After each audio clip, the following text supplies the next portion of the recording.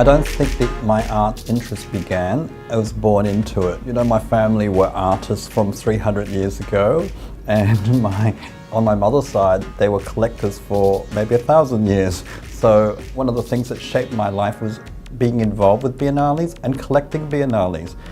One of the things I love about biennales and the things that attract me to collecting works is the ability of the work to shape what I think the future would be. I'm interested in how culturally connected that work is, not just to Australia, but to a more diverse region, and in particular where I'm from in Asia. Going to Cockatoo Island has been, to me, what the Sydney Biennale embodies, because I don't think there's any place on earth that's like the adventure land of art, and it's the unique experience of the Sydney Biennale that's in Cockatoo Island. And I think some of the best works are erected there, and nothing gave me greater joy than during the Biennale when there was a ferry to see the long queues of people going to see something.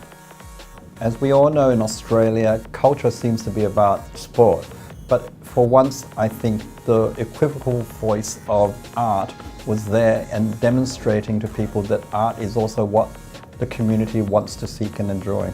The Sydney Biennale has been an instrumental pivot in convincing many people to collect certain artists' work. Mami Kataoka's Sydney Biennale to me would be a landmark biennale because it's the first time an Asian curator has been invited to show their viewpoint. As an Asian Australian, I think it's very important to add to the cultural capital of the city.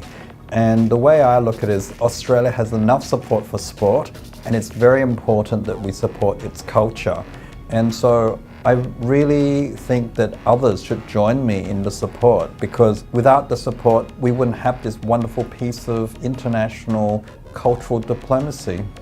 Supporting the Biennale has been a very wonderful thing in my life. The Biennale has brought me into contact with wonderful collectors, curators, writers. It's not just about the artists, they become friends for life. When my walls are full, the next step is to give. And there's nothing that gives me greater pleasure than to share with people, loan, give, so that others can share one's passion. And I think the Biennale is a wonderful thing to give too, because it's about building the future of Australian culture and to get the Australian cultural viewpoints and international viewpoints seen all around the world. The success of the Biennale is marked by how it reaches others.